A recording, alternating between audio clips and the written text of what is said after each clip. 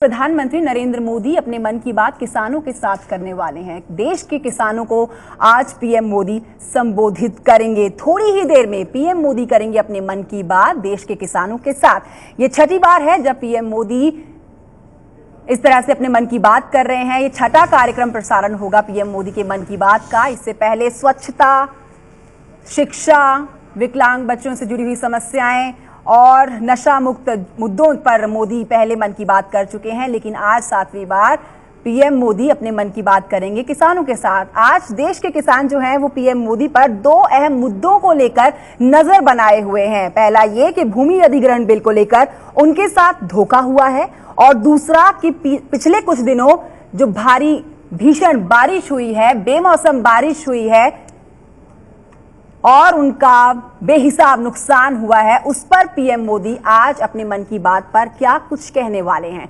तो थोड़ी देर में पीएम मोदी मन की बात करने वाले हैं और आज किसानों से और किसानों के बारे में अपने मन की बात करेंगे पीएम मोदी। किसानों से मन की बात का मुद्दा इसलिए भी अहम हो गया है क्योंकि जमीन बिल का जो मुद्दा है वो बेहद गरमाया हुआ है। सरकार जमीन बिल लेकर आई है, लेकिन उसका जोरदार विरोध हो रहा है।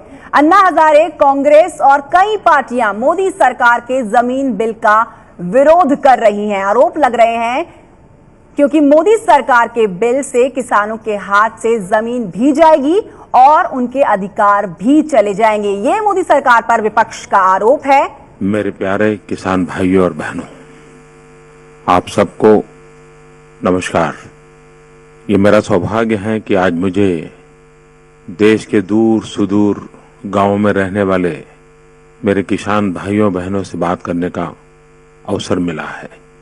और जब मैं किसान से बात करता हूं तो एक प्रकार से मैं गांव से बात करता हूं, गांव वालों से बात करता हूं, खेत मजदूर से भी बात कर रहा हूं, उन खेत में काम करने वाली माताओं बहनों से भी बात कर रहा हूं।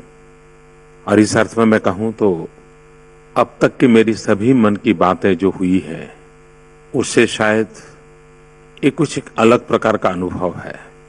जब मैंने किसानों के साथ मन की बात करने के लिए सोचा तो मुझे कल्पना नहीं थी कि दूर दूर गांवों में बसने वाले लोग मुझे इतने सारे सवाल पूछेंगे, इतनी सारी जानकारियां देंगे।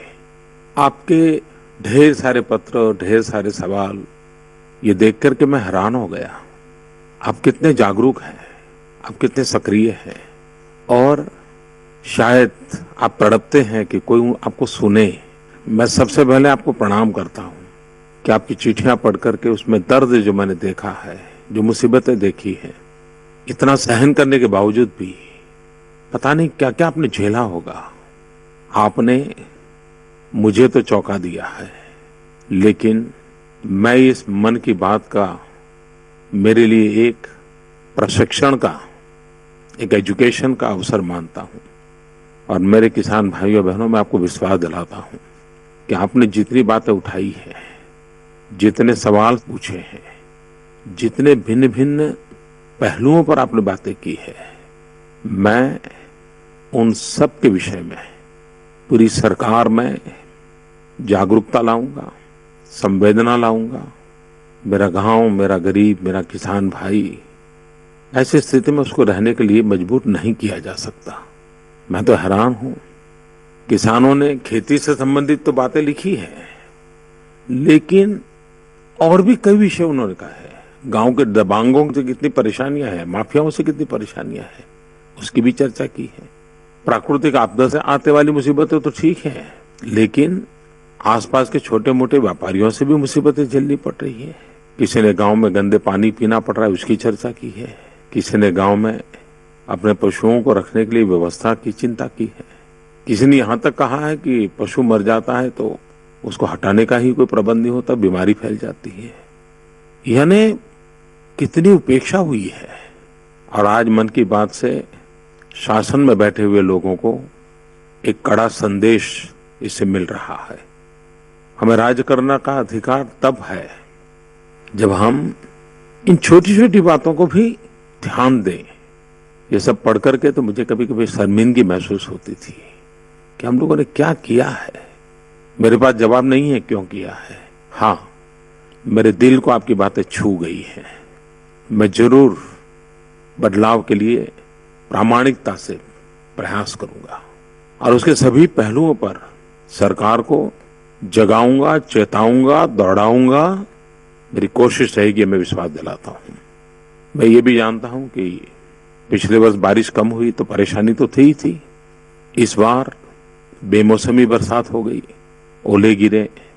एक प्रकार से महाराष्ट्र से ऊपर सभी राज्यों में ये मुसीबत आई और हर कोने में किसान परेशान हो गया। छोटा किसान जो बेचारा इतनी कड़ी मेहनत करके साल भर अपनी जिंदगी गुजारा करता है, उसका तो सब कुछ तबाह हो गया है। मैं इस संकट की घड़ी में आपके साथ हूं। सरकार के मेरे सभी विभाग राज्यों के संपर्क में रह करके स्थिति का बारीकी से अध्ययन कर रहे हैं। मेरे मंत्री भी निकले हैं, हर राज्य की स्थिति का जायजा लेंगे। राज्य सरकारों को भी मैंने कहा है कि केंद्र और राज्य मिलकर के इन मुसीबत में फंसे हुए सभी किसान भाइयों बहनों को जितनी ज्यादा मदद कर सकते हैं वो करें। मैं आपको विश्वास दिलाता हूं कि सरकार पूरी संवेदना के साथ आपकी इस संकट की घड़ी में आपको पूरी तत्परता से मदद करेगी। जितना हो सकता है उसको पूरा करने का प्रयास किया जाएगा। गांव के लोगों ने, किसानों ने कई मुद्दे उठाए हैं। सिंचाई की चिंता व्यापक नजर आती है। गांव में सड़क नहीं है, उसका भी आक्रोश है। खाद की कीमतें बढ़ रही हैं, उस पर भी किसान की नाराजगी है। बिजली नहीं मिल रही है, किसानों को ये भी चिंता है कि बच्चों को पढ़ाना है, अच्छी नौकरी मिले, ये भी उनकी इच्छा है, उसकी भी शिकायतें हैं। माताओं बहनों भी गांव में कहीं नशाखोरी हो रही है, उस पर अपना आक्रोश जताया है। कुछ ने तो अपने पति को तंबाकू खाने की आदत है, उस पर भी अपना रोष मुझे व्यक्त करके भेजा है। आपके दर्द को मैं समझ सकता हूँ। किसान का ये भी कहना है कि सरकार की योजनाएं तो बहुत सुनने को मिलती हैं लेकिन हम तक पहुंचती नहीं है। किसान ये भी कहता है कि हम इतनी मेहनत करते हैं, लोगों का तो पेट भरते हैं लेकिन हमारा जेब नहीं भरता है, हमें पूरा पैसा नहीं मिलता है। जब माल बेचने जाते हैं तो लेने वाला नहीं होता है, कम दाम में बेच देना पड़ता है। ज्यादा पैदावार करें तो भी मरते हैं, कम पैदावार करें तो भी मरते हैं। यानी किसानों ने अपने मन की बात मेरे सामने रखी है। मैं मेरे किसान भाइयों बहनों को विश्वास दिलाता हूं कि मैं राज्य सरकारों को भी और भारत सरकार के भी हमारे सभी विभागों को भी और अधिक सक्रिय करूंगा। तेज गति से इन समस्याओं के समाधान के रास्ते खोजने के लिए प्रेरित करूंगा। मुझे लग रहा है कि आपका धैर्य कम हो रहा है, बहुत स्वाभाविक है। 60 साल आपने इंतजार किया है। मैं प्रामाणिकता से प्रयास करूंगा। किसान भाइयों, ये आपके ढेर सारे सवालों के बीच में मैंने देखा है कि करीब करीब सभी राज्यों से वर्तमान जो भूमि अधिग्रहण बिल की चर्चा है उसका प्रभाव ज्यादा दिखता है और मैं हैरान हूं कि कैसे कैसे भ्रम फैलाए गए हैं। अच्छा हुआ आपने छोटे छोटे सवाल मुझे पूछे हैं, मैं कोशिश करूंगा कि सत्य आप तक पहुंचाऊं। आप जानते हैं भूमि अधिग्रहण का कानून 120 साल पहले आया था। देश आजाद होने के बाद भी 60-65 साल वही कानून चला और जो लोग आज किसानों के हमदर्द बनकर के आंदोलन चला रहे हैं उन्होंने भी इसी कानून के तहत देश को चलाया, राज किया और किसानों का जो होना था हुआ। सब लोग मानते थे कि कानून में परिवर्तन होना चाहिए। हम भी मानते थे, हम विपक्ष में थे, हम भी मानते थे। 2013 में बहुत आनंद फानंद के साथ ये नया कानून लाया गया। हमने भी उस समय कंधे से कंधा मिला कर के साथ दिया। किसान का भला होता है तो साथ कौन नहीं देगा, हमने भी दिया। लेकिन कानून लागू होने के बाद कुछ बातें हमारे ध्यान में आई। हमें लगा कि शायद इससे तो हम किसान के साथ धोखा कर रहे हैं, हमें किसान के साथ धोखा करने का अधिकार नहीं है। दूसरी तरफ जब हमारी सरकार बनी तो राज्यों की तरफ से बहुत बड़ी आवाज उठी, इस कानून को बदलना चाहिए, कानून में सुधार करना चाहिए, कानून में कुछ कमियां हैं उसको पूरा करना चाहिए। दूसरी तरफ हमने देखा कि 1 साल हो गया, कोई कानून लागू करने को तैयार ही नहीं कोई राज्य। और लागू किया तो उन्होंने क्या किया, महाराष्ट्र सरकार ने लागू किया था, हरियाणा ने किया था, जहां पर कांग्रेस की सरकारें थी और जो किसान हितैषी होने का दावा करते हैं, उन्होंने इस अध्यादेश में जो मुआवजा देने का तय किया था उसे आधा कर दिया। अब ये है किसानों के साथ न्याय। तो ये सारी बातें देख करके हमें भी लगा कि भाई इसका थोड़ा पुनर्विचार होना जरूरी है। आनंद फानंद में कुछ कमियां रह जाती हैं, शायद इरादा गलत ना हो, लेकिन कमियां हैं तो उसको तो ठीक करनी चाहिए। और हमारा कोई आरोप नहीं है कि पुरानी सरकार क्या चाहती थी क्या नहीं चाहती थी। हमारा इरादा यही है कि किसानों का भला हो, किसानों के संतानों का भी भला हो, गांव का भी भला हो, और इसलिए कानून में अगर कोई कमियां हैं तो दूर करनी चाहिए। तो हमारा एक प्रामाणिक प्रयास कमियों को दूर करना है। अब एक सबसे बड़ी कमी मैं बताऊं, आपको भी जानकर के हैरानी होगी कि जितने लोग किसान हितैषी बनकर के इतने बड़ी भाषणबाजी कर रहे हैं, एक जवाब नहीं दे रहे हैं। आपको मालूम है, अलग अलग प्रकार के हिंदुस्तान में 13 कानून ऐसे हैं जिसमें सबसे ज्यादा जमीन संपादित की जाती है, जैसे रेलवे, नेशनल हाईवे, खदान के काम। आपको मालूम है, पिछली सरकार के कानून में इन 13 चीजों को बाहर रखा गया है। बाहर रखने का मतलब ये है कि इन 13 प्रकार के कामों के लिए जो कि सबसे ज्यादा जमीन ली जाती है, उसमें किसानों को वही मुआवजा मिलेगा जो पहले वाले कानून से मिलता था। मुझे बताइए, ये कमी ठीक नहीं, गलती ठीक नहीं? हमने इसको ठीक किया और हमने कहा कि भाई इन 13 में भी भले सरकार को जमीन लेने की हो, भले रेलवे के लिए हो, भले हाईवे बनाने के लिए हो, लेकिन उसका मुआवजा भी किसान को 4 गुना तक मिलना चाहिए। हमने सुधार किया। कोई मुझे कहे क्या ये सुधार किसान विरोधी है क्या? हमें इसलिए तो अध्यादेश लाना पड़ा। अगर हम अध्यादेश न लाते तो किसान की तो जमीन वो पुराने वाले कानून से जाती रहती, उसको कोई पैसा नहीं मिलता। जब ये कानून बना तब भी सरकार में बैठे लोगों में कईयों ने इसका विरोधी स्वर निकाला था। स्वयं जो कानून बनाने वाले लोग थे, जब कानून का रूप बना तो उन्होंने तो बड़े नाराज होकर के कहा दिया कि ये कानून न किसानों की भलाई के लिए है, न गांव की भलाई के लिए है, न देश की भलाई के लिए है। ये कानून तो सिर्फ अफसरों की तिजोरी भरने के लिए, अफसरों को मौज करने के लिए, अफसरशाही को बढ़ावा देने के लिए, यहां तक कहा गया था। अगर ये सब सच्चाई थी तो क्या सुधार होना चाहिए कि नहीं होना चाहिए? और इसलिए हमने कमियों को दूर करके किसानों का भला करने की दिशा में प्रयास किए हैं। सबसे पहले हमने काम किया, 13 कानून जो कि भूमि अधिग्रहण कानून के बाहर थे और जिसके कारण किसान को सबसे ज्यादा नुकसान होने वाला था, उसको हम इस नए कानून के दायरे में ले आए ताकि किसान को पूरा मुआवजा मिले और उसको सारे हक प्राप्त हो। अब एक हवा ऐसी फैलाई गई कि मोदी ऐसा कानून ला रहे हैं कि किसानों को अब मुआवजा पूरा नहीं मिलेगा, कम मिलेगा। मेरे किसान भाइयों बहनों, मैं ऐसा पाप सोच भी नहीं सकता हूं। 2013 के पिछली सरकार के समय बने कानून में जो मुआवजा तय हुआ है उसमें रत्ती भर भी फर्क नहीं किया गया है। 4 गुना मुआवजा तक की बात को हमने स्वीकारा हुआ है। इतना ही नहीं, जो 13 योजनाओं में नहीं था उसको भी हमने जोड़ दिया है।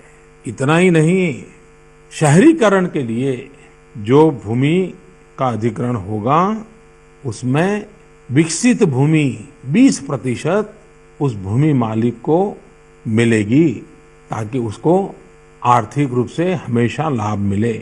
ये भी हमने जारी रखा है। परिवार के युवक को नौकरी मिले, खेत मजदूर के संतान को भी नौकरी मिलनी चाहिए, ये भी हमने जारी रखा है। इतना ही नहीं, हमने तो एक नई चीज जोड़ी है। नई चीज ये जोड़ी है, जिला के जो अधिकारी हैं उसको इसने घोषित करना पड़ेगा कि उसको नौकरी किसको मिलेगी, किसमें नौकरी मिलेगी, कहां पर काम मिलेगा, ये सरकार को लिखित रूप से घोषित करना पड़ेगा। ये नई चीज हमने जोड़ करके सरकार की जिम्मेवारी को फिक्स किया है। मेरे किसान भाइयों बहनों, हम इस बात के आग्रही हैं कि सबसे पहले सरकारी जमीन का उपयोग हो, उसके बाद बंजर भूमि का उपयोग हो, फिर आखिर में अनिवार्य हो तब जाकर के उपजाऊ जमीन को हाथ लगाया जाए। और इसलिए बंजर भूमि का तुरंत सर्वे करने के लिए भी कहा गया है, जिसके कारण वो पहली प्रायोरिटी वो बने। एक हमारे किसानों की शिकायत सही है कि आवश्यकता से अधिक जमीन हड़प ली जाती है। इस नए कानून के माध्यम से मैं आपको विश्वास दिलाना चाहता हूं कि अब जमीन कितनी लेनी उसकी पहली जांच पड़ताल होगी, उसके बाद तय होगा कि आवश्यकता से अधिक जमीन हड़प न की जाए। कभी कभी तो कुछ होने वाला है, कुछ होने वाला है, इसकी चिंता में बहुत नुकसान होता है। ये सोशल इम्पैक्ट असेसमेंट के नाम पर अगर प्रक्रिया सालों तक चलती रहे, सुनवाई चलती रहे, मुझे बताइए ऐसी स्थिति में कोई किसान अपने फैसले कर पाएगा क्या? फसल बोनी है तो वो सोचेगा नहीं नहीं यार पता नहीं वो निर्णय आ जाएगा तो क्या करूं, और उसके 2-2, 4-4 साल खराब हो जाएंगे और अफसरशाही में चीजें फंसी रहेगी। प्रक्रिया लंबी, जटिल, और एक प्रकार से किसान बेचारा अफसरों के पैर पकड़ने जाने के लिए मजबूर हो जाएगा कि साहब ये लिखो, ये मत लिखो, वो न लिखो। ये सब होने वाला है। क्या मैं मेरे अपने किसानों को इस अफसरशाही के चुंगल में फिर एक बार फंसा दूं? मुझे लगता है कि वो ठीक नहीं होगा। प्रक्रिया लंबी थी, जटिल थी, उसको सरल करने का मैंने प्रयास किया है। मेरे किसान भाइयों बहनों, 2013 में कानून बना, लेकिन राज्यों ने उसको स्वीकार नहीं किया। किसान तो वहीं का वहीं रह गया, राज्यों ने विरोध किया। मुझे बताइए, क्या मैं राज्यों की बात सुनूं या ना सुनूं? क्या मैं राज्यों पे भरोसा करूं या ना करूं? इतना बड़ा देश राज्यों पे अविश्वास करके चल सकता है क्या? और इसलिए मेरा मत है कि हमें राज्यों पर भरोसा करना चाहिए, भारत सरकार ने विशेष करना चाहिए। तो एक तो मैं राज्यों पर भरोसा करना चाहता हूं। दूसरी बात है, ये जो कानून में सुधार हम कर रहे हैं, कमियां दूर कर रहे हैं, किसान की भलाई के लिए जो हम कदम उठा रहे हैं, उसके बावजूद भी अगर किसी राज्य को ये नहीं मानना है तो वो स्वतंत्र है। और इसलिए मैं आपसे कहना चाहता हूं कि ये जो सारे भ्रम फैलाए जा रहे हैं वो सरासर किसान विरोध के भ्रम है, किसान को गरीब रखने की षड्यंत्र का ही हिस्सा है। देश को आगे न ले जाने के जो षड्यंत्र चले हैं उसी का हिस्सा है। उससे बचना है, देश को भी बचाना है, किसान को भी बचाना है। अब गांव में भी किसान को पूछो कि भाई 3 बेटे हैं, बताओ क्या सोच रहे हो, तो वो कहता है भाई एक बेटा तो खेती करेगा लेकिन 2 को कहीं कहीं नौकरी में लगाना है। अब गांव के किसान के बेटों को भी नौकरी चाहिए, उसको भी तो कहीं जाकर के रोजगार कमाना है, तो उसके लिए व्यवस्था करनी पड़ेगी। तो हमने सोचा कि जो गांव की भलाई के लिए आवश्यक है, किसान की भलाई के लिए आवश्यक है, किसान के बच्चों के रोजगार के लिए आवश्यक है, ऐसी की चीजों को जोड़ दिया जाए। उसी प्रकार से हम तो जय जवान जय किसान वाले हैं। जय जवान का मतलब है देश की रक्षा। देश की रक्षा के विषय में हिंदुस्तान का किसान कभी पीछे हटता नहीं है। अगर सुरक्षा के क्षेत्र में कोई आवश्यकता हो तो वो जमीन किसानों से मांगनी पड़ेगी और मुझे विश्वास वो किसान देगा। तो हमने इन कामों के लिए जमीन लेने की बात को इसमें जोड़ा है। कोई भी मुझे गांव का आदमी बताए कि गांव में सड़क चाहिए कि नहीं चाहिए, अगर खेत में पानी चाहिए तो नहर करनी पड़ेगी कि नहीं करनी पड़ेगी। गांव में आज भी गरीब हैं जिसके पास रहने को घर नहीं है, घर बनाने के लिए जमीन चाहिए कि नहीं चाहिए। कोई मुझे बताए क्या ये उद्योगपतियों के लिए है क्या, ये धन्ना सेठों के लिए है क्या? सत्य को समझने की कोशिश कीजिए। हाँ, मैं एक बात डंके की चोट पर आपको कहना चाहता हूं, नए अध्यादेश में भी कोई भी निजी उद्योगकार को, निजी कारखाने वाले को, निजी व्यवसाय करने वाले को जमीन अधिग्रहण करने के समय 2013 में जो कानून बना था, जितने नियम है वो सारे नियम उनको लागू होंगे। ये कॉरपोरेट के लिए कानून 2013 के वैसे के वैसे लागू रहने वाले हैं। तो फिर ये झूठ क्यों फैलाया जाता है? मेरे किसान भाई बहनों, एक भ्रम फैलाया जाता है कि आपको कानूनी हक नहीं मिलेगा, आप कोर्ट में नहीं जा सकते। ये सरासर झूठ है। हिंदुस्तान में कोई सरकार आपके कानूनी हक को छीन नहीं सकती है। बाबा साहब आम्बेडकर ने हमें जो संविधान दिया है, इस संविधान के तहत आप हिंदुस्तान के किसी भी कोर्ट में जाकर के दरवाजे खटखटा सकते हैं। तो ये झूठ फैलाया गया है। हाँ, हमने एक व्यवस्था को आपके दरवाजे तक लाने का प्रयास किया है। एक अथॉरिटी बनाई है।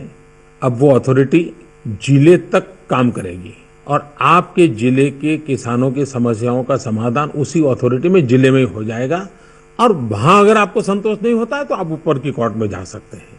तो ये व्यवस्था हमने की है। एक ये भी बताया जाता है कि भूमि अधिग्रहित की गई तो 5 साल में वापस करने वाले कानून को हटा दिया गया है। जी नहीं मेरे किसान भाइयों बहनों, हमने कहा है कि जब भी प्रोजेक्ट बनाओगे तो ये पक्का करो कि कितने सालों में आप इसको पूरा करोगे, और उस सालों में अगर पूरा नहीं करते हैं तो वही होगा जो किसान चाहेगा, और उसको तो समय सीमा हमने बांध दी है। आज क्या होता है, 40-40 साल पहले जमीनें ली गई लेकिन अभी तक सरकार ने कुछ किया नहीं, तो ये तो नहीं चल सकता। तो हमने सरकार को सीमा में बांधना तय किया है।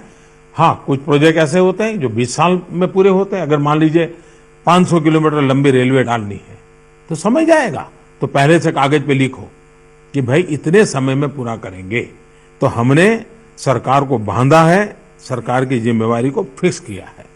मैं और एक बात बताऊं किसान भाइयों, कभी कभी ये एयर कंडीशन कमरे में बैठ करके जो कानून बनाते हैं ना, उनको गांव के लोगों की सच्ची स्थिति का पता तक नहीं होता है। अब आप देखिए, जब डैम बनता है, जलाशय बनता है, तो उसका नियम यह है कि 100 साल में सबसे ज्यादा पानी की संभावना हो, उस हिसाब से जमीन प्राप्त करने का नियम है। अब 100 साल में एक बार पानी भरता है, 99 साल तक पानी नहीं भरता है, फिर भी जमीन सरकार के पास चली जाती है। तो आज सभी राज्यों में क्या हो रहा है कि भले जमीन कागज पे ले ली हो, पैसे भी दे दिए हो, लेकिन फिर भी वो जमीन पर किसान खेती करता है, क्योंकि 100 साल में एक बार जब पानी भर जाएगा तो 1 साल के लिए वो हट जाएगा। ये नया कानून 2013 का ऐसा था कि आप खेती नहीं कर सकते थे। हम चाहते हैं कि अगर जमीन डूब में नहीं जाती है तो फिर किसान को खेती करने का अवसर मिलना चाहिए, और इसलिए वो जमीन किसान से कब्जा नहीं करनी चाहिए। ये लचीलापन आवश्यक था ताकि किसान को जमीन देने के बावजूद भी जमीन का लाभ मिलता रहे, और जमीन देने के बदले में रुपया भी मिलता रहे, तो किसान को डबल फायदा हो, ये व्यवस्था करना भी जरूरी है। और व्यवहारिक व्यवस्था है, उस व्यवहारिक व्यवस्था को हमने सोचा है। एक भ्रम ऐसा फैलाया जाता है कि सहमति की जरूरत नहीं है। मेरे किसान भाइयों बहनों, ये राजनीतिक कारणों से जो बातें की जाती हैं, मेहरबानी करके उससे बचिए।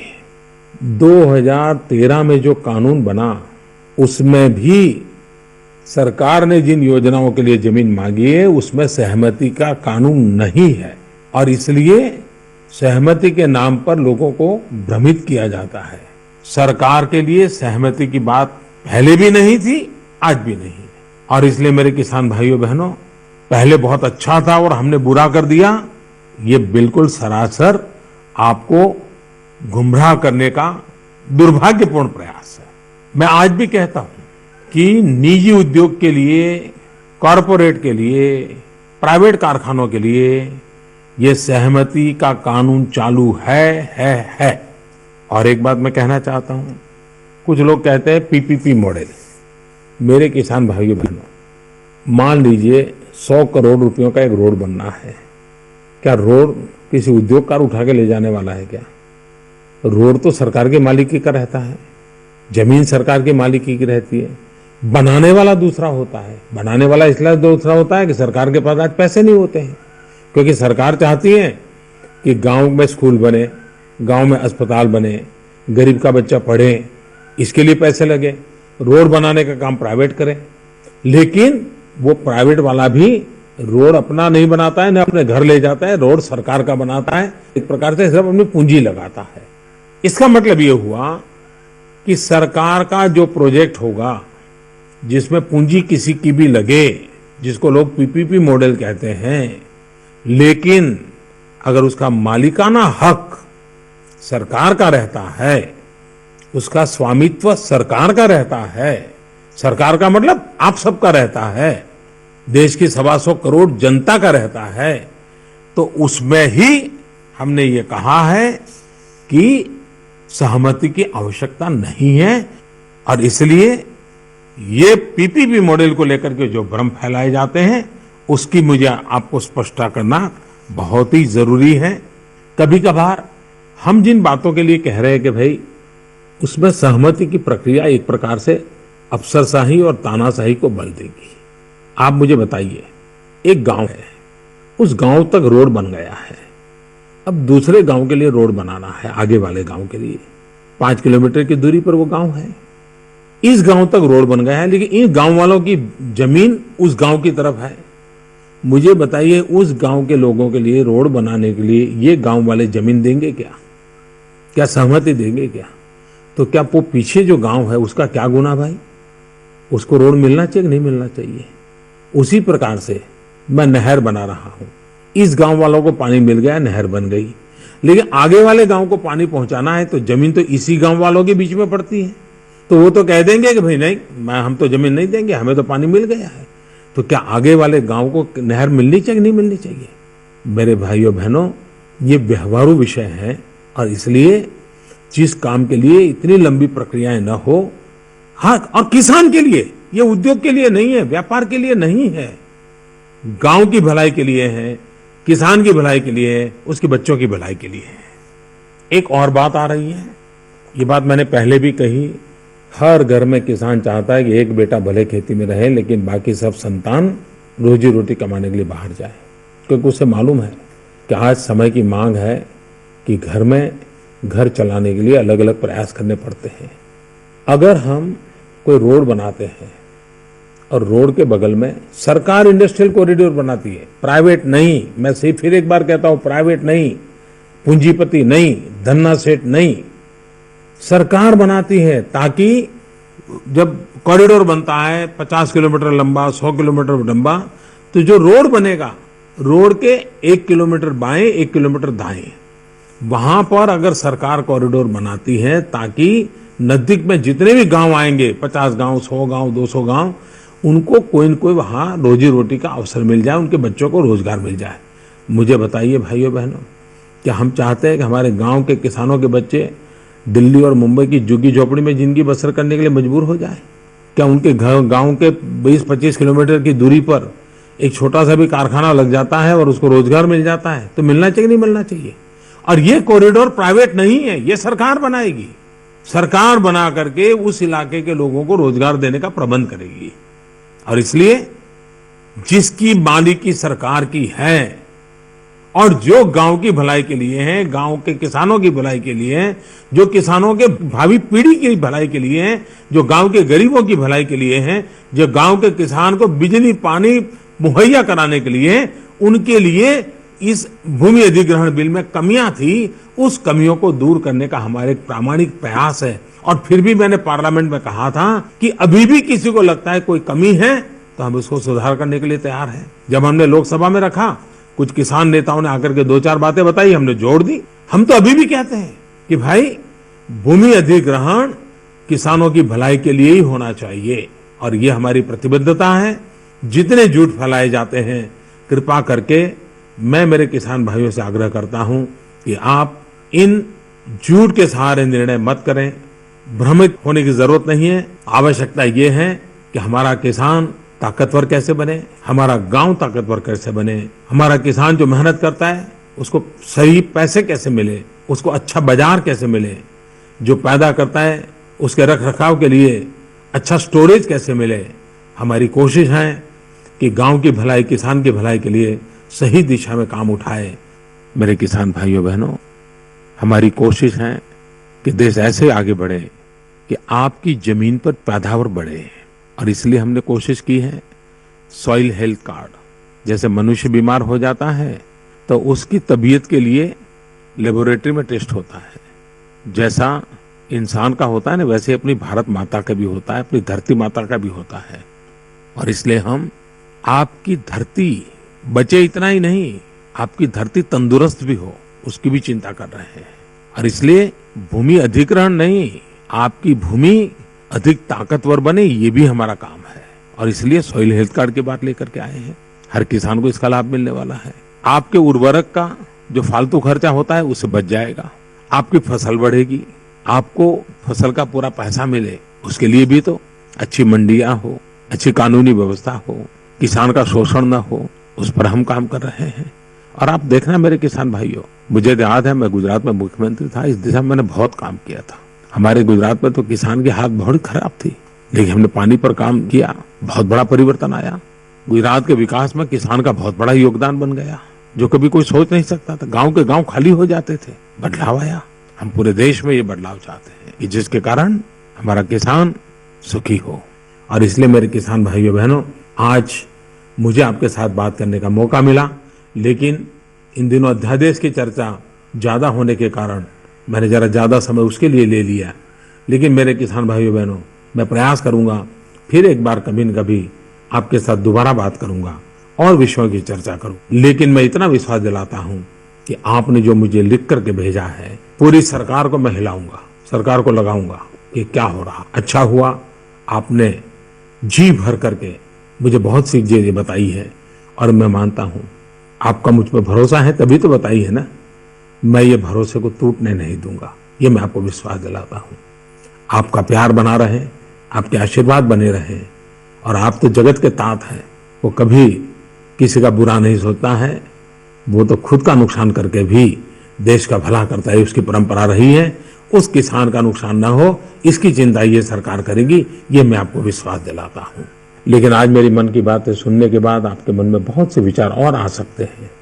आप जरूर मुझे आकाशवाणी के पते पर लिखिए, मैं आगे फिर कभी बातें करूंगा, या आपके पत्रों के आधार पर सरकार में जो गलतियां ठीक करनी होगी तो गलतियां ठीक कराऊंगा, काम में तेजी लाने की जरूरत हो तो तेजी लाऊंगा, और किसी का न्याय हो रहा है तो न्याय दिलाने के लिए पूरा प्रयास करूंगा। नवरात्रि का पावन पर्व चल रहा है, मेरी आपको बहुत बहुत शुभकामनाएं हैं।